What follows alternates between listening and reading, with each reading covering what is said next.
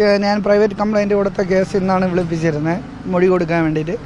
മൊഴി കൊടുക്കാൻ ചെന്നപ്പോൾ പറഞ്ഞ പ്രൊസീജിയർ ഇങ്ങനെയല്ല എന്ന് പറഞ്ഞ പ്രൊസീജിയർ മൊഴി കൊടുക്കുന്ന ഈ 6 പ്രതികളും വന്നാലേ മൊഴി എടുക്കാൻ പറ്റുള്ളൂ എന്നുള്ള ഇതിൽ വേറൊരു ദിവസത്തേക്ക് മാറ്റി വയ്ക്കുകയും 6 പ്രതികൾക്കും നോട്ടീസ് പോലീസുകാർക്ക് ഇഷ്യൂ ചെയ്യാൻ വേണ്ടിയിട്ട് കോടതി പറഞ്ഞിട്ടുണ്ട്.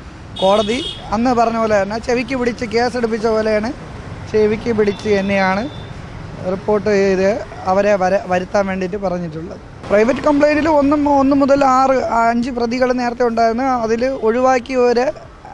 ഒഴിവാക്കിയവർ എല്ലാവരെയും പൂർണ്ണമായിട്ട് 5 പ്രതികളുണ്ടെങ്കിൽ 5 പ്രതികളെയും ഉൾപ്പെടുത്തി ന്യായമായിട്ടുള്ള കേസ് നടപ്പിലാക്കാൻ വേണ്ടിയിട്ടാണ്. എന്നുവെച്ചാൽ 3-ാം പ്രതിയിൽ അവർ അതിന് കുറ്റപത്രം സമർപ്പിച്ചതെന്ന് വെച്ചാൽ 3-ാം പ്രതിയെ മാത്രം ആഡ് ചെയ്തും ചെറിയ കുറ്റം ചുമത്തി, അത് സീബ്ര ക്രോസിൽ വണ്ടി കൊണ്ടിട്ടെന്ന ചെറിയൊരു പെറ്റി കേസ് മാത്രം പോലീസുകാർ റിപ്പോർട്ട് ചെയ്യുകയാണ് ചെയ്തത്. അപ്പോൾ അത് പോരാ, നമുക്ക് പൂർണ്ണമായിട്ട് നീതി കിട്ടണം. ഇതിനെതിരെ ഇവരെ ഈ ഒരു രാഷ്ട്രീയ പ്രേരിതമായിട്ടുള്ള കേസായതുകൊണ്ട് രാഷ്ട്രീയക്കാർക്കെതിരെ ഈ പാവപ്പെട്ടവനും രാഷ്ട്രീയക്കാരനും തമ്മിലുള്ള ഫൈറ്റിംഗ് അതാണ് നമ്മൾ ഉദ്ദേശിക്കുന്നത്. കേസ് കൊടുക്കാൻ കാര്യം തന്നെ ഇതാണ്. നമ്മളെ കേസ് അവരെ രാഷ്ട്രീയപരമായിട്ട് അവർ ഭയങ്കര രീതിയിലുള്ള അട്ടിമറികളൊക്കെ ഇതിൽ നടത്തി.